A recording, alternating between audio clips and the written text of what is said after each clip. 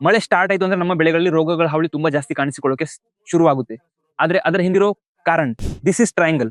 ನೋಡಿ ರೈತ ಮಿತ್ರರೇ, ರೋಗ ಹರಡೋಕೆ ಈ 3 ವಿಷಯಗಳು ಒಂದಾದ್ರೆ ನಮ್ಮ ಬೆಳೆಗಳಲ್ಲಿ ರೋಗ ಹೆಚ್ಚಾಗುತ್ತೆ. ಅದರಲ್ಲಿ ಮೊದಲನೇ ವಿಷಯ ಅಂದ್ರೆ ಸೆನ್ಸಿಟಿವ್ ಬೆಳೆ, ಎರಡನೇ ವಿಷಯ ಅಂದ್ರೆ ರೋಗಕಾರಕ ಫಂಗಸ್ ಅಥವಾ ಅವುಗಳ ಬ್ಯಾಕ್ಟೀರಿಯಾ, ಮತ್ತು ಮೂರನೇ ವಿಷಯ ಅಂದ್ರೆ ಅನುಕೂಲಕರ ವಾತಾವರಣ. ಈ 3 ವಿಷಯಗಳು ಒಂದಾದ್ರೆ ನಮ್ಮ ಬೆಳೆಗಳಲ್ಲಿ ರೋಗ ಹೆಚ್ಚಾಗುತ್ತೆ. ಮಳೆಗಾಲದಲ್ಲಿ ಗಾಳಿಯ ಹ್ಯೂಮಿಡಿಟಿ 90% ಜಾಸ್ತಿ ಇರುತ್ತೆ.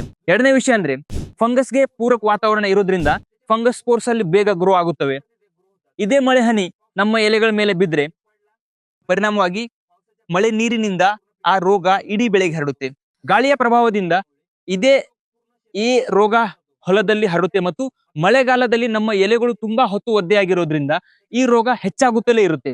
ಈ ಚೈನ್ ಏನಾದ್ರೂ ಬ್ರೇಕ್ ಆದ್ರೆ ನಮ್ಮ ಬೆಳೆಯಲ್ಲಿ ರೋಗ ಬರೋದಿಲ್ಲ. ಮತ್ತು ನಾವು ಪ್ರಿವೆಂಟಿವ್ ಆಗಿ ಕೆಲಸ ಮಾಡಬೇಕು. ಅಂದ್ರೆ ಈ ಚೈನ್ ನ ನಾವು ಒಮ್ಮೆ ಅರ್ಥ ಮಾಡ್ಕೋಬೇಕು ಮತ್ತು ಆ ಪ್ರಕಾರ ನಾವು ಪ್ರಿವೆಂಟಿವ್ ಆಗಿ ಸ್ಪ್ರೇನ್ ಬಳಸಬಹುದು ಮತ್ತು ನಮಗೆ ಕೃಷಿ ಆಗೋ ನಷ್ಟನ ಕಡಿಮೆ ಮಾಡಬಹುದು ಮತ್ತು ನಮ್ಮ ಇಳುವರಿನ ಹೆಚ್ಚಿಸಬಹುದು. ಇಂಥದ್ದೇ ಟೆಕ್ನಿಕಲ್ ಮಾಹಿತಿ ಬೇಕಿದ್ರೆ KB ಬಯೋಜೆನಿಕ್ಸ್ ಜೊತೆ ಕನೆಕ್ಟ್ ಆಗಿರಿ ಮತ್ತು ವಿಡಿಯೋನ ತುಂಬಾ ಶೇರ್ ಮಾಡಿ.